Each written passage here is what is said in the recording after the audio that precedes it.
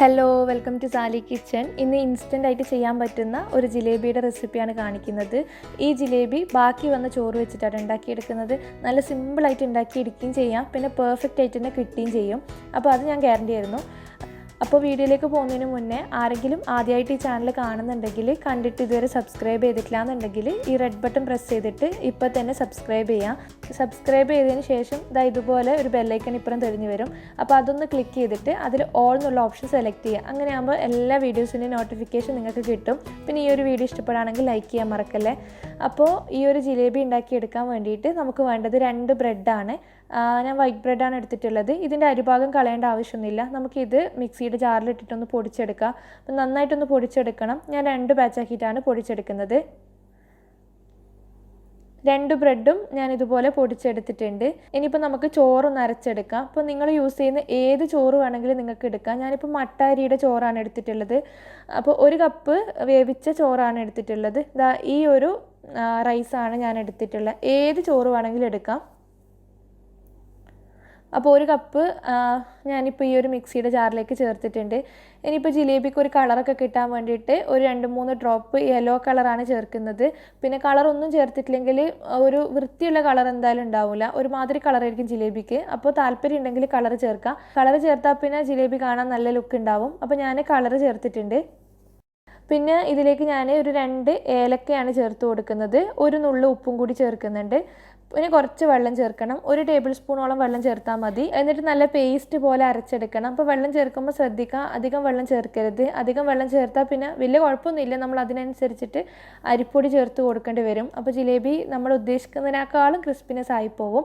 അപ്പോൾ വെള്ളം ചേർക്കുമ്പോൾ കുറച്ച് മാത്രം ചേർക്കുക. അരയാൻ വേണ്ടി പാകത്തിന് മാത്രം ചേർത്താൽ മതി.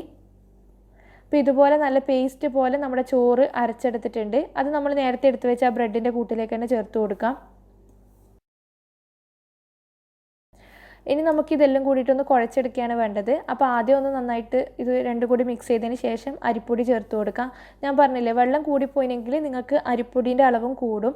നമുക്ക് നല്ല സോഫ്റ്റ് ആയിട്ട് നമ്മുടെ കയ്യിലൊന്നും ഒട്ടിപ്പിടിക്കാത്ത ഒരു മാവ് പോലെയാണ് വേണ്ടത്. അപ്പോൾ ഞാൻ 2 ടേബിൾ സ്പൂണോളം അരിപ്പൊടിയാണ് ചേർത്ത് കൊടുക്കുന്നത്. അപ്പോൾ തന്നെ കറക്റ്റായിട്ട് കിട്ടിയിട്ടുണ്ട്. അപ്പോൾ വെള്ളം കൂടിപ്പോയിനെങ്കിൽ നിങ്ങൾ കുറച്ച് ചേർത്തിട്ട് നോക്കാം. ഇതുപോലെ നല്ല സോഫ്റ്റ് ആയിട്ടുള്ളൊരു മാവ് വേണം, നമ്മുടെ കയ്യിലൊന്നും ഒട്ടിപ്പിടിക്കാതെ നമുക്ക് ഈസി ആയിട്ട് ഷേപ്പ് ചെയ്തെടുക്കാൻ പറ്റും. ആ ഒരു രീതിയിലുള്ള മാവ് വേണം. അപ്പോൾ ഇതാ നമ്മുടെ മാവ് ഇവിടെ റെഡി ആയിട്ടുണ്ട്. ഇതിൽ ബേക്കിംഗ് സോഡയോ ഒന്നും ചേർക്കുന്നൊന്നുമില്ല. പിന്നെ ഇത് മാവ് റെസ്റ്റ് ചെയ്യാൻ വെക്കുന്നുമില്ല. ഇൻസ്റ്റൻ്റ് ആയിട്ട് തന്നെ നമ്മൾ ചെയ്തെടുക്കുകയാണ്. ഷേപ്പ് ചെയ്തെടുക്കുമ്പോൾ കുറച്ച് ഓയിലൊന്ന് തടവണം കയ്യിൽ. എന്നിട്ട് ഇതുപോലെ ചെറിയൊരു ബോൾ എടുത്തതിന് ശേഷം നമ്മൾ കൗണ്ടർ ടോപ്പിൽ ഇട്ടിട്ട് ഇതുപോലെ ഒന്ന് റോൾ ചെയ്തെടുക്കാം. അപ്പോൾ കൗണ്ടർ ടോപ്പിൽ കുറച്ച് ഓയിലൊന്ന് തടവി കൊടുത്താൽ ഈസി ആയിട്ട് തന്നെ കിട്ടിക്കോളും. അപ്പോൾ നല്ല ഫ്ലാറ്റ് ആക്കിയിട്ട് നല്ല നീളത്തിൽ തന്നെ ചെയ്തെടുക്കണം. അധികം തിക്നെസ് വേണ്ട, ഈ ഒരു തിക്നെസ് മതി.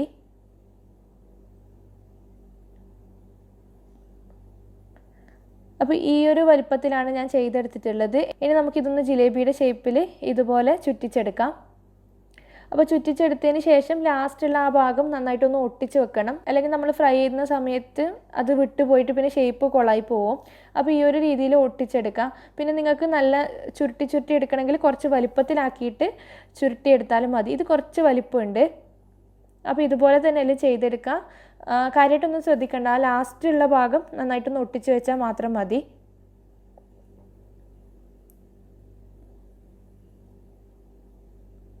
അപ്പോൾ ഇതുപോലെ തന്നെ എല്ലാം ചെയ്തെടുക്കുകയാണ്.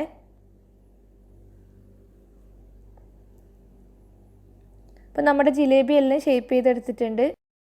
ഈ ഒരു അളവിൽ 9 എണ്ണമാണ് എനിക്ക് കിട്ടിയിട്ടുള്ളത്. അപ്പോൾ നമ്മളിത് ഫ്രൈ ചെയ്തെടുക്കുന്നതിന് മുന്നേ നമുക്കിതിന് വേണ്ടിയിട്ടുള്ള ഷുഗർ സിറപ്പ് ഉണ്ടാക്കിയെടുക്കണം. എന്നിട്ട് ഫ്രൈ ചെയ്തെടുത്താൽ മതി. അപ്പോൾ ഷുഗർ സിറപ്പിന് വേണ്ടിയിട്ട് ഒരു സോസ് പാനിലേക്ക് 1/2 കപ്പ് പഞ്ചസാരയാണ് ചേർക്കുന്നത്. 1/2 കപ്പ് പഞ്ചസാര എടുക്കുമ്പോൾ അതിൻ്റെ നേരെ പകുതിയാണ് വെള്ളം ചേർക്കുക. അപ്പോൾ ഒരു 1/4 കപ്പ് വെള്ളം ചേർത്തിട്ടുണ്ട്. 2 ഏലക്ക ചേർക്കുന്നുണ്ട്. പിന്നെ ആ ഒരു കളർ കിട്ടാൻ വേണ്ടിയിട്ട് ഇതിലും ഒരു 2 ഡ്രോപ്പ് കളർ ഇട്ടിച്ച് കൊടുക്കുന്നുണ്ട്. ഈ കളർ ഓപ്ഷനിലാണ്. പിന്നെ ഒരു നല്ല ഫ്ലേവർ കിട്ടാൻ വേണ്ടിയിട്ട് ഒരു 3-4-5 സ്ട്രാങ് സാഫ്രോൺ ഇട്ട് കൊടുക്കുന്നുണ്ട്, കുങ്കുമപ്പൂവ്. അപ്പോൾ ഇതൊരു സ്മെല്ലും നല്ലൊരു ടേസ്റ്റും കിട്ടാൻ വേണ്ടിയിട്ടാണ്. ഇതില്ലാന്നുണ്ടെങ്കിൽ റോസ് വാട്ടർ ചേർത്താൽ മതി. ഒന്നുമില്ലെങ്കിൽ കുഴപ്പമൊന്നുമില്ല. എല്ലാം കൂടി നന്നായിട്ടൊന്ന് മിക്സ് ചെയ്തിട്ട് പഞ്ചസാര സിറപ്പ് റെഡിയാക്കി എടുക്കണം. നന്നായിട്ട് തിളച്ച് പഞ്ചസാര നല്ലപോലെ മെൽറ്റായി കിട്ടണം. അപ്പോൾ ഈ ഒരു രീതിയിൽ നന്നായിട്ട് മെൽറ്റ് ആയിട്ടുണ്ട്. നമുക്കിത് അടുപ്പത്തുനിന്ന് മാറ്റാം.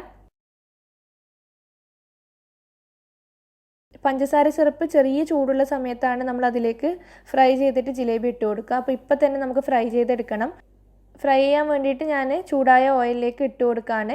ഒരു സമയം 3 ജിലേബിയാണ് ഫ്രൈ ചെയ്തെടുക്കുന്നത്. ജിലേബി മുങ്ങിക്കിടക്കാൻ മാത്രം ഓയിൽ ഒഴിച്ച് കൊടുത്താൽ മതി.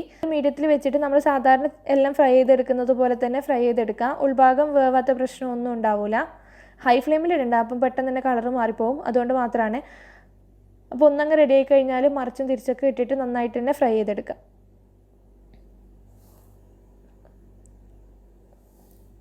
അപ്പോൾ ഈ ഒരു രീതിയിൽ ആദ്യത്തെ ബാച്ച് റെഡി ആയിട്ടുണ്ട്. ഇത് നമുക്ക് ഡയറക്റ്റ് ഷുഗർ സിറപ്പിലേക്ക് തന്നെ ഇട്ട് കൊടുക്കാം. അപ്പോൾ ഒന്ന് തിരിച്ചിട്ട് കൊടുക്കുമ്പോൾ തന്നെ നോക്കിയേ, ഒരു ഭാഗം നന്നായിട്ട് ഷുഗർ കുടിച്ച് നല്ല ജ്യൂസി ആയിട്ട് തന്നെ ഉണ്ട്. ഉൾഭാഗത്തും കയറി കിട്ടണം. അപ്പോൾ ഇതിൽ തന്നെ വെക്കുക. എന്നിട്ട് അടുത്ത ബാച്ച് നമ്മൾ ഫ്രൈ ചെയ്തെടുക്കുകയാണ്.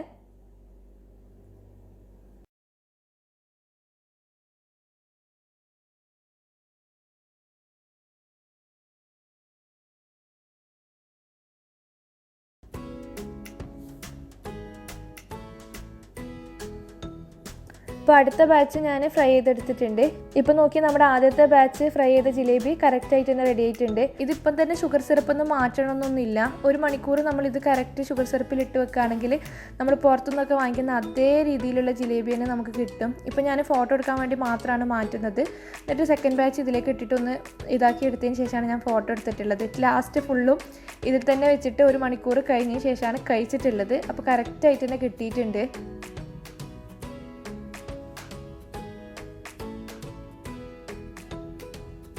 അപ്പോൾ ഈ ഒരു രീതിയിൽ ജിലേബി ചെയ്ത് നോക്കിയിട്ടില്ല എന്നുണ്ടെങ്കിൽ ചെയ്ത് നോക്കണം. എന്നിട്ട് ഫീഡ്ബാക്ക് പറയണം. എപ്പോൾ നമ്മുടെ വീട്ടിൽ ചോറൊക്കെ ബാക്കി ഉണ്ടാകുന്ന സമയത്ത് ചെയ്ത് വെക്കാൻ പറ്റിയ റെസിപ്പിയാണ്. പിന്നെ അത്ര പെട്ടെന്നൊന്നും കേടായി പോവില്ല. ഒരു 3-4 ദിവസം നമുക്ക് എന്തായാലും സൂക്ഷിച്ച് വെക്കാം. ഞാൻ അതിൽ കൂടുതൽ സൂക്ഷിച്ച് വെച്ചിട്ടില്ല. അപ്പോൾ എന്തായാലും ട്രൈ ചെയ്ത് നോക്കാം. പിന്നെ ഇത്ര വലുപ്പത്തിൽ ചെയ്യേണ്ടതെന്നുണ്ടെങ്കിൽ മിനി ജിലേബി പോലെ ചെറുതായിട്ട് അങ്ങനെ ചെയ്തെടുത്താലും മതി. കാണാൻ നല്ല ഭംഗിയുണ്ടാവും. അപ്പോൾ ഫീഡ്ബാക്ക് പറയാം. വീഡിയോ ഇഷ്ടപ്പെടുകയാണെങ്കിൽ ലൈക്ക് ചെയ്യുക, ഷെയർ ചെയ്യുക. Thank you.